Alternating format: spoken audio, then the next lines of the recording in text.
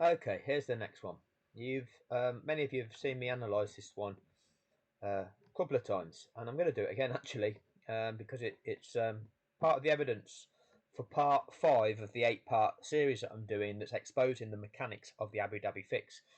So this video of Martin Brundle on the 13th of December 2021, the day after, okay, where it's a 9-minute video, and he's basically lying. Every point that he makes I disprove, and then at the end of it he's telling us, I think it's time to move on now. Okay, it would be terribly sad, says Martin Brundle, on the 2021 title being decided in court. Okay, so remember, in that we got Red Bull did nothing wrong. So remember that statement. We're going to have a look at this one. I think I've already done this one as well, but we're just going to go through it again. And this is another one. This is what Sky Sports, the propaganda machine, okay, is continually telling you. Continually telling you how you should feel about Abu Dhabi. Okay, so now it is Michael Massey Red Bull audio at the Abu Dhabi Grand Prix is in brackets. Here we go. Let's just put this up.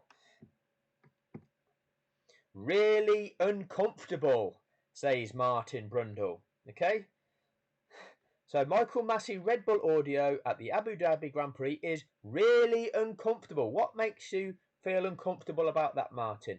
Anyway, let's go through this video and listen to their crap and expose the conditioning. We are still talking about what happened at the end of the 2021. So we've got this prick over on the right-hand side staging the questions in a certain manner.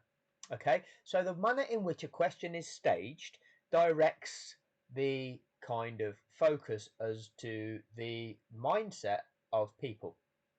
Okay, I can ask you a certain question, but that will guide you a certain way to answer it.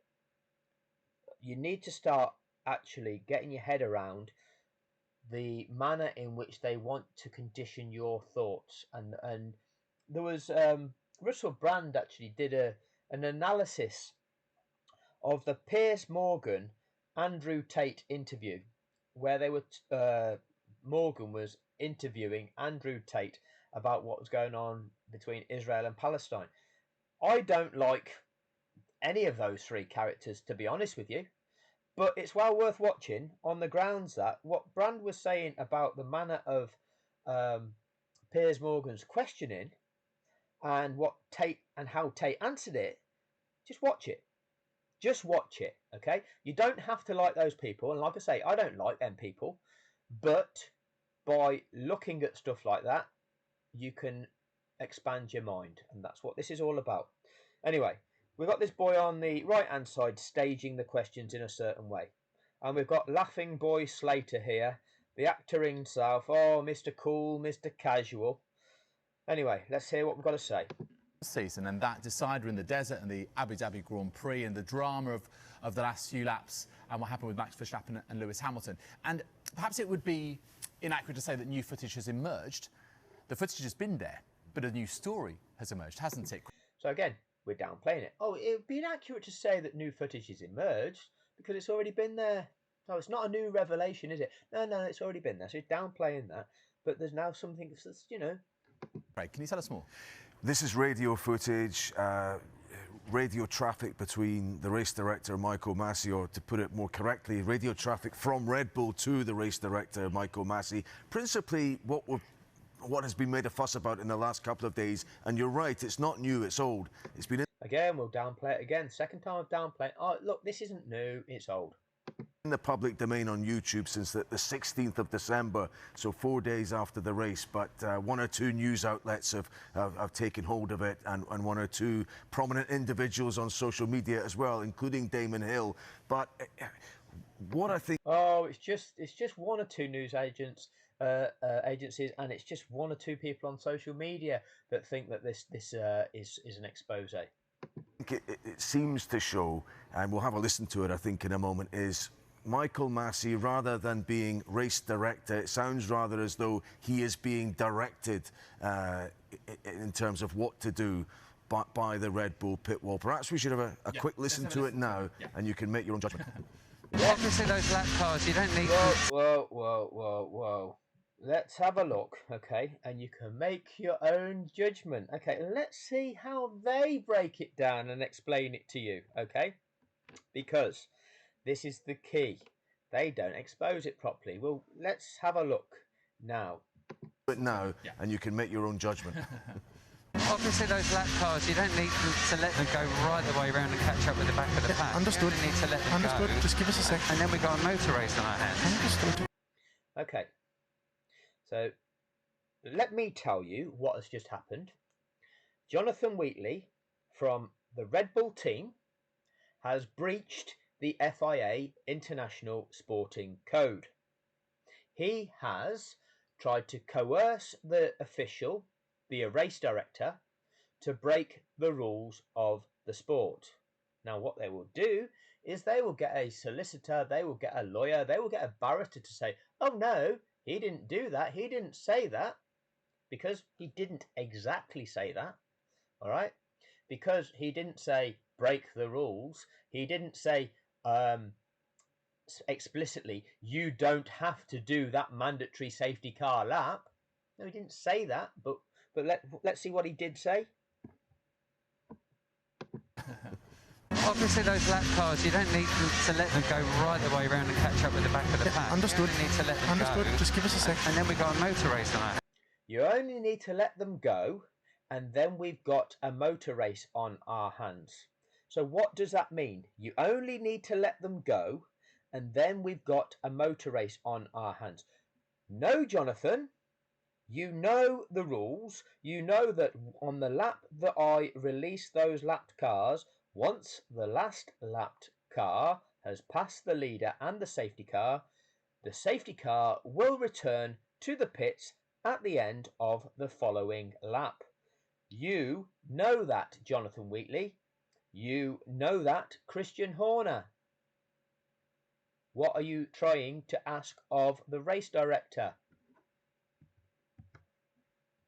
Make your own judgment. Obviously, those lap cars, you don't need to let them go right the way around and catch up with the back of the pack. Understood. You only need to let them Understood. go. Just give us a second. And then we've got a motor race on our hands. Understood. No, Mikey. Understood, says Michael Massey. No, Mikey, that was so not right. Mikey.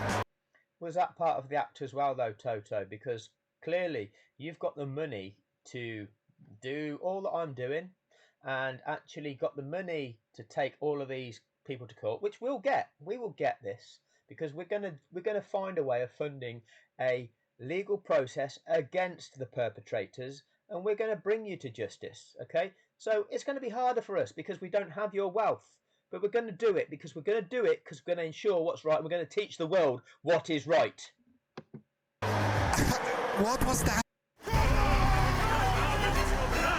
Great.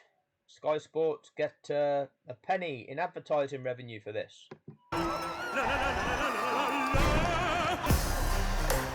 Can't even skip it. Excuse this, I can't even skip this. I'm playing Sky Sports' video, aren't I?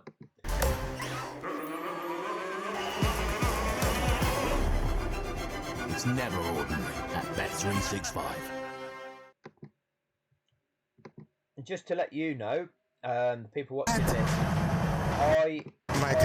on my videos, there is the option of having me selecting to have adverts that come up mid-video, and I purposefully don't choose for them to happen because I just don't want my videos interrupted and having you kind of to have to keep skipping. So it minimises the revenue that can be generated, but that's what my beliefs are. Control. Go ahead, Toto. You need to reinstate the lap before. That's not right. Toto? Yes. It's called a motor race, okay? Sorry? We went to car racing. OK, let's get the thoughts then of Martin Brundle on what we just heard there. As Craig has stated, this has been out there since mid-December, but it does sound like Michael Massey is being coerced.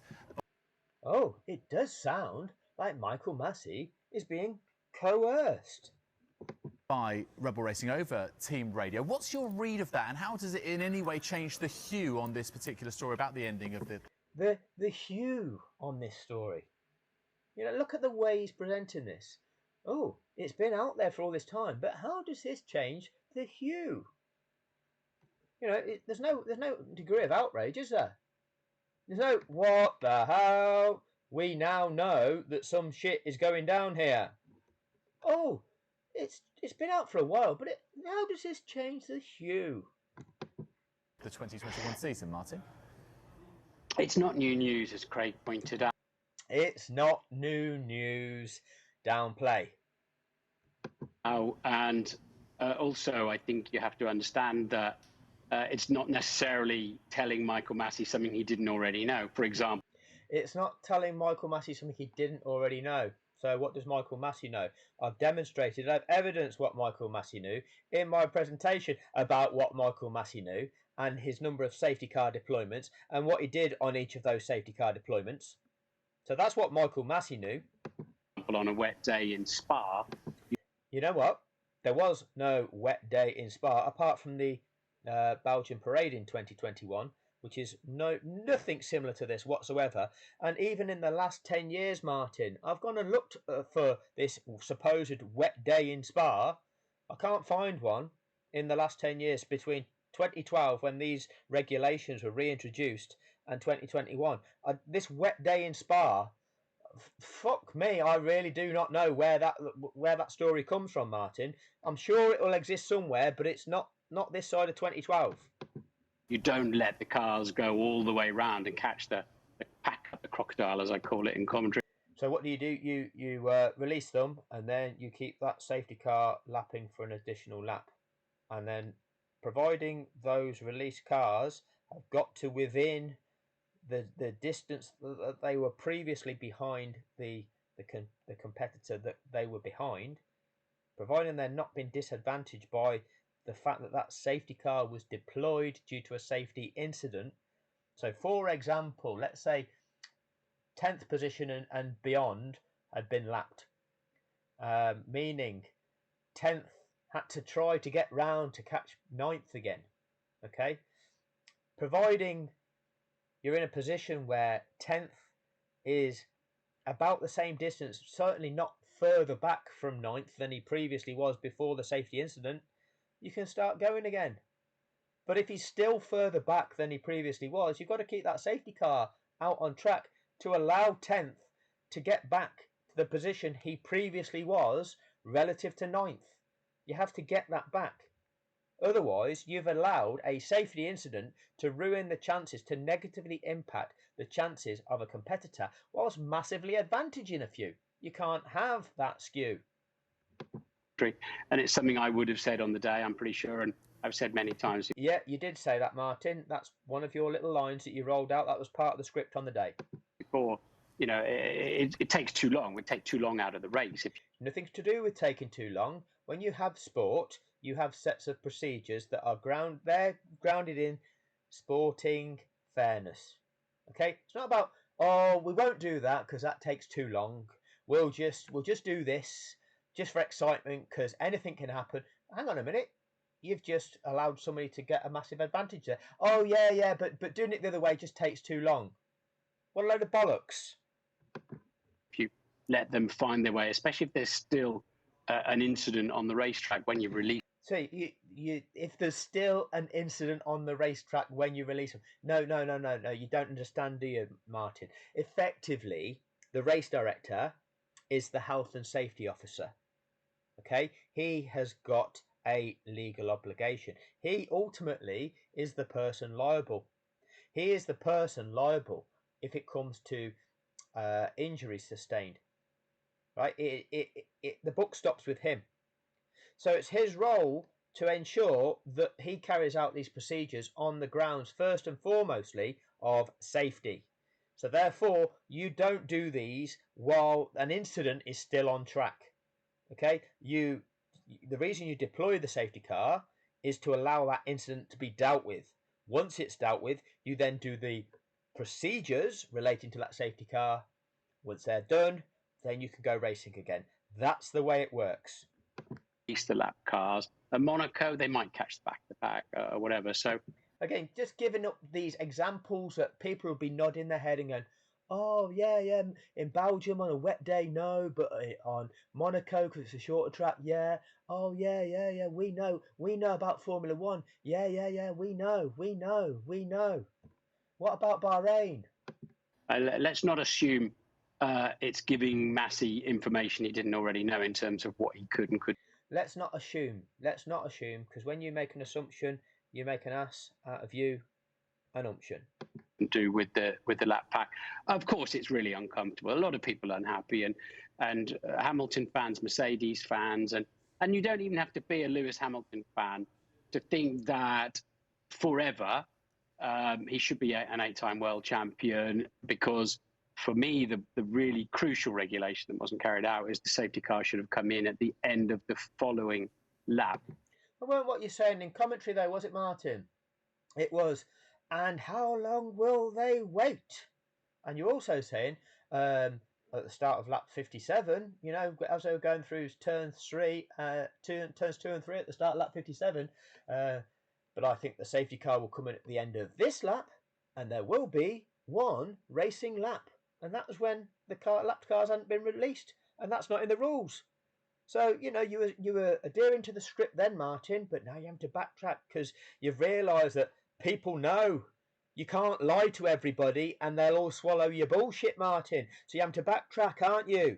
But we also know that unwritten rules and no such thing as unwritten rules. There's rules, and that's it. Nothing to do with unwritten rules. Again, what is the media presenting? Oh, there's a grey area here. We can break these rules. We all know we can break the rules, don't we? We all, you know, put yourself in one of these situations where you don't want to comply with the rules. You know how it is. Nobody wants to be punished for breaking the rules. You know, we all know how that feels. Let's all accept it. Meetings which shouldn't supersede anything. Well, let's try not to have a race finishing under the safety car. Let's try not to. You know what? That means nothing. That means nothing. Okay? By all means, that would be an intention, but that doesn't override rules. Rules are rules. You carry out a sport in accordance with the rules. Oh, we don't seem to like the way this is heading. I know. Let's just do this instead. Well, that's not in the rules. Oh, yeah, but we all thought it would be okay to do that. Well, it's not. It's not. They're hugely unacceptable. I've met so many fans that were new to Formula One last year, particularly, and fans in general that were hugely upset by what happened. We cannot, and we know that's going to change, we cannot have teams getting at the referee. Look at what he diverts to now. Teams getting at the referee. You're not focusing on the crux of the problem. You're now diverting, going, oh, look at this. These teams are having to go at the referee. That's not acceptable. While he's trying to make critical decisions with cars on the track and marshals and breakdown vehicles. The car was on fire at a certain time. He's trying to manage that, and he's getting lobbied left, right, and centre. You can imagine that, can't you, on the football ground or the rugby ground? It's completely unacceptable. Okay. So have you said what Jonathan Wheatley has just said to Michael Massey is, in effect, requesting that Michael Massey breaks the rules of the sport to generate that racing outcome, to generate that last lap that should not have taken place? That you've admitted. Oh, the one for me is technically that safety car should have done the extra lap, which would have, well, you didn't say, which would have meant a safety car finish, because you didn't actually say it like that, but that's what it meant, is that the safety car should have remained on track. Well, firstly, 3 more cars should have been allowed to unlap, which you've not mentioned, okay? But then the safety car should have stayed on track for the additional lap, meaning a safety car finish, and you've never been explicit about that, which means Lewis Hamilton would have been champion, okay? And what we've just heard was Jonathan Wheatley getting onto the race director, requesting that he did it differently to set up a racing lap. That will change. It's not pretty for Formula One at all, but I don't think this it's come out today. It's come out just before the Red Bull launch as well. But I don't. There we go, Martin. You tell us. Oh, this has emerged. Oh, coincidentally on the eve of the Red Bull car launch. Don't think it changes the narrative, the really uncomfortable narrative of what the narrative, the uncomfortable narrative. It's starting to discomfort you now, is it, Martin? happened. Yeah. I mean, just to pick up on that, you're absolutely right, Martin. Michael Massey might not be told anything he doesn't already know, but so irrelevant in terms of whether a rule was broken. Irrelevant. You like to tell us it's irrelevant, do you, Slater? You like to tell us that what you've just seen from Jonathan Wheatley coercing Massey to break the rules of the sport is irrelevant. Broken or not, but is it relevant in terms of judging him as the fit person to direct the race? Oh, this is the bit where we start turning it all on Massey and making out that this was just Michael Massey. Okay, we're ignoring the fact that F1 TV have set this up. Okay, we're ignoring the fact that Brundle and Crofty were lying in commentary to make you think that it was possible to see that racing lap. We're ignoring the fact that there's actually 10 guys in FIA race control that could have easily gone to the Red Bull crew trying to contact him. Fuck off, right? They're ignoring the fact that there's 4 stewards after the event that dismissed Mercedes' valid appeal. But we'll pin this all on Michael Massey. People are looking at the mirroring of the language, the fact that he uses motor race. That's what he tells Toto Wolff at the end of the Grand Prix, which is... A nodding boy on the right-hand side. Yes, maybe this is Michael Massey. The exact term Jonathan Wheatley told him, the sort of quickly replying understood when prompted.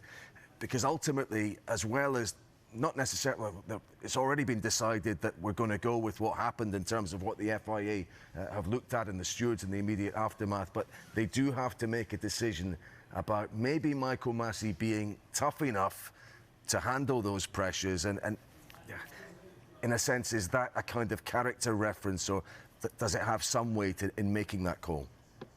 So that's it, Slater. You tell us actually, we need to actually see if Michael Massey's going to be strong enough going forward. I made a comment that changing Michael Massey won't fix the problem, meaning that it's way too big a job for one person, especially in the 23 race season coming up. That doesn't mean to say that's in full support of Michael Massey. I think he'll struggle to keep that position. The trouble is the spotlight will be on him. Every single decision will be analysed, and what happens if... Well, not really. If you get the decisions right, clear-cut decisions, not a problem really, is it? Nobody gives a shit about race direction. Let's face it, under Charlie Whiting, was there huge controversy in terms of the officials making decisions that really were entirely wrong. Okay? Under Charlie Whiting was that. Now, you can go back to Senna and Prost. You can actually go back to Hill and Schumacher. Should Schumacher have got penalised? Well, yes, didn't happen. But generally, we're not talking about instance where the race director has made a decision that's changed the outcome of a race by breaking the rules. That's a problem. Lewis is up for a penalty. Will he be lenient on that? I think he's in an... Let's bring Lewis Hamilton into it. Oh yeah, we've got to consider with Michael Massey, because if Lewis is up for a penalty, will Michael Massey be lenient to Lewis? Well, you've just fucked Lewis, so now you're concerned whether he's now going to be lenient to Lewis. Fucking hell. Untenable situation. Whether he's part of a much bigger and broader system going forward, that's what I'm expecting to hear next. The bigger and broader system. Now we know what that is, don't we? F1 TV, Sky Sports F1, the FIA, Red Bull, Liberty Media. Am I getting somewhere near? There's still going to be more involved in this, because Toto Wolff, you're part of this. You're now a billionaire, Toto Wolff, and you kept quiet and you just took the money and you played your part. played your part in the charade. So, you know, the number of people involved in this, every single team that actually should have protested that didn't, played your part, took the money. Next week from the FIA that they're going to have a root and branch change and to make sure that happened, didn't it? That happened 2 years on, and it's all fine now. The sport is in good hands.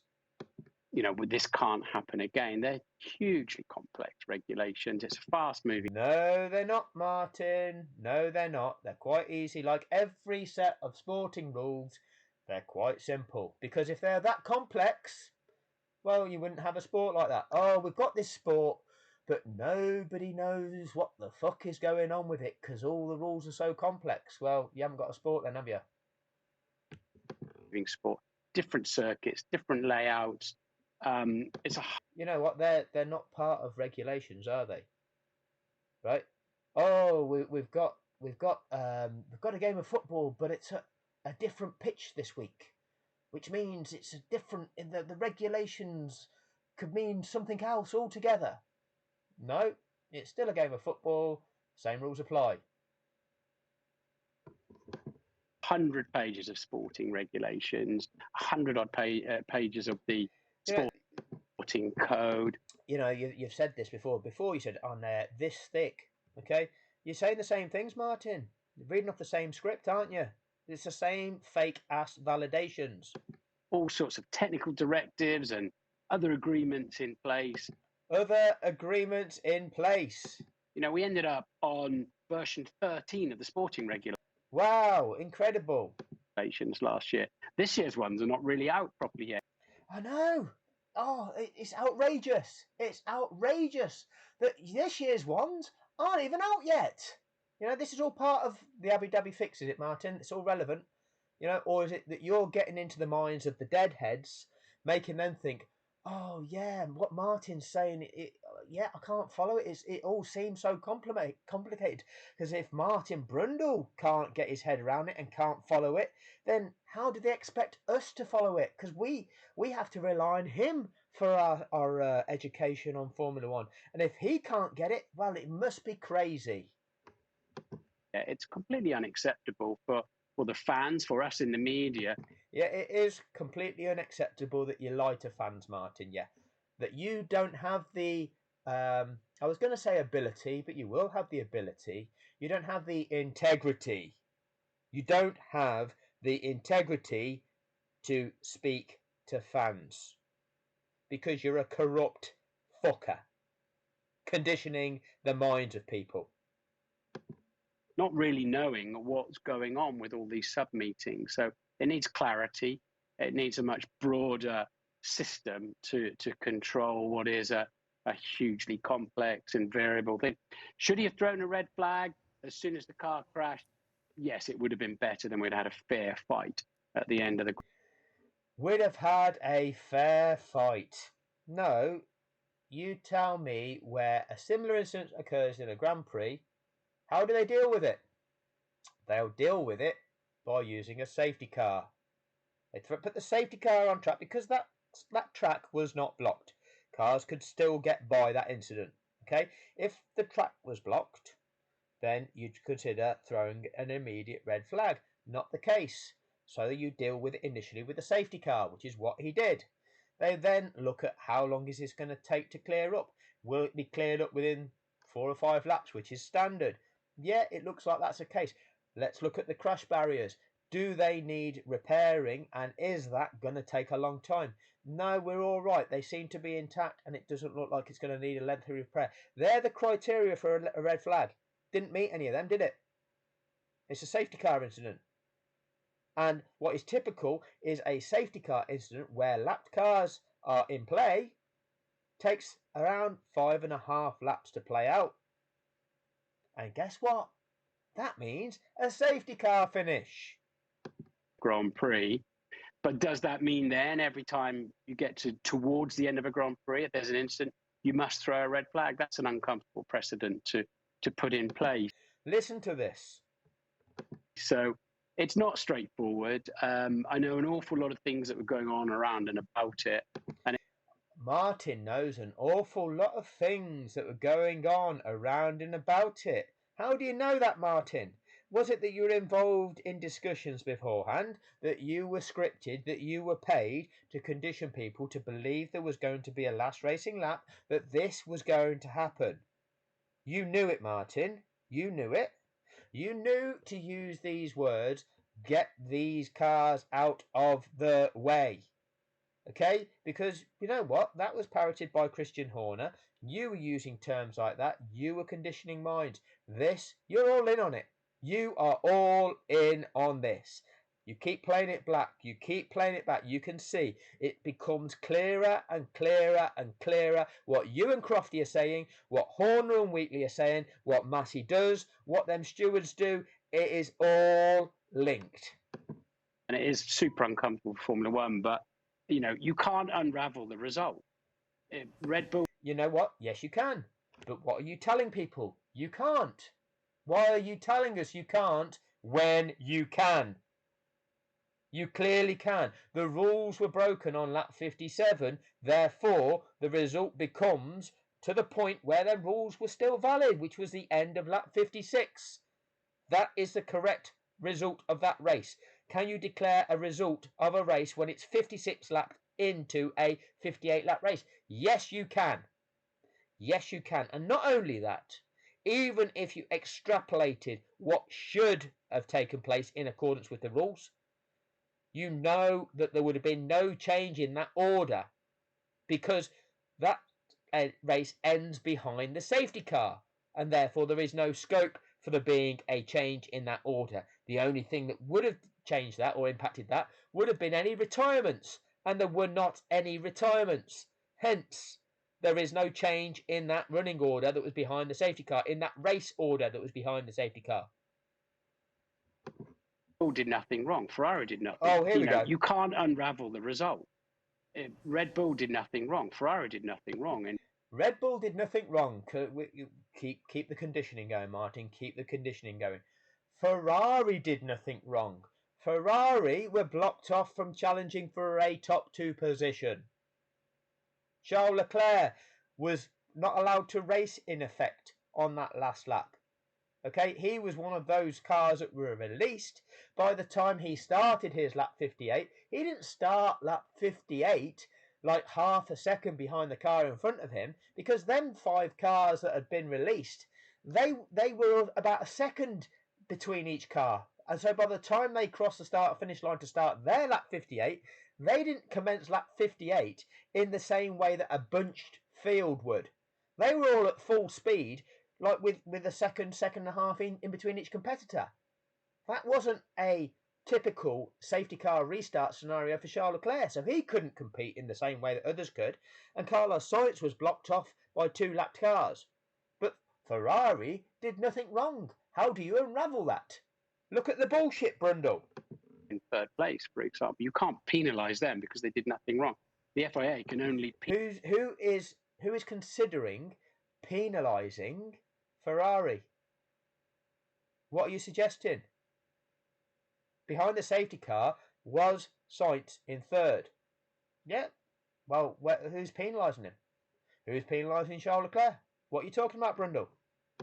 penalise themselves. They got it wrong on the day. The FIA can only penalise themselves. The FIA... No. What you've done, you've robbed somebody. Oh, yeah, we can only penalise themselves. We can't right the situation. We can't change the fact that we've penalised Lewis and reinstate him as champion, right? No, we can't do that. We can only penalise ourselves. We can only give ourselves a slap on the wrist. That's all we're allowed to do. That's what you're telling people, that's all they're allowed to do, Martin. Because that's all you're trying to get people to believe is possible. Michael Massey got it wrong due to... So, it's Michael Massey that got it wrong. It wasn't F1 TV getting it wrong by interjecting messages about scenarios that couldn't take place. It wasn't you and Crofty that got it wrong by proposing that it was possible to see a last lap race.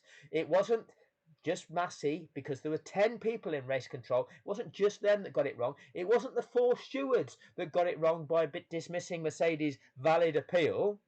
It's just Michael Massey. Let's all put it on Michael. To, I think, a lot of circumstances. A lot of circumstances. But that doesn't mean you can't unravel the race from that point. Yes, you can. Yes, you can. As Mercedes suggested in their proposal in that steward's appeal to reinstate it back to this position. And as I'm saying, you reinstate that to the end of lap 56, because on lap 57, the rules were broken. The race director only gave the order to 5 of 8 lapped cars. That is breaking the rules. There were 8 cars eligible to become unlapped. He only gave the order to 5. That's breaking the rules. And then he pulled the safety car in on lap 57. The rules were broken on lap 57. So, the race result, as a valid race, it was valid until the end of lap 56. That's the declared result. And even if you wanted to only declare half points, fine. Half points is fine. We'll take half points. Not a problem. Point when the organiser got it wrong themselves. Yeah. As Martin says, the result won't change. The FIA will... We reinforce once again, don't we, Slater? As Martin says, the result won't change. Present the findings of their investigation to the teams at the FIA Commission on Monday. Investigation and commission. It all sounds very official, doesn't it? The 14th of this month, next Monday. It's going to be the most leaked meeting in FIA Commission history. Yeah, let's have a chuckle about this, Slater. They will also outline, as I understand it, a new structure for race direction, which will be a kind of consulship. There'll be 2 individuals rather than 1 doing. Yeah, let's use that. Let's divert, deflect, gaslight. Oh, yeah, it's just too much for one man. There's a problem with it. That's the problem here. That's the excuse. Yeah, it's that this is the solution. 2 instead of 1. Michael Massey's job, and I have to say, in the various conversations I've had behind the scenes, Michael Massey's name has not been included on those they think will occupy the key positions in that new race directing structure. Yeah. So again, Bet365, we don't do all. It becomes about Michael Massey. All right. So this is what they're doing. Perhaps this was a video that I needed to put in between the Thursday of that week and when the FIA released their report into the incident, because this is actually where that fell. But I'm just going through the videos that I can find on YouTube that were what Sky Sports F1 have constructed to condition your minds. This is how they are conditioning your mind and your belief.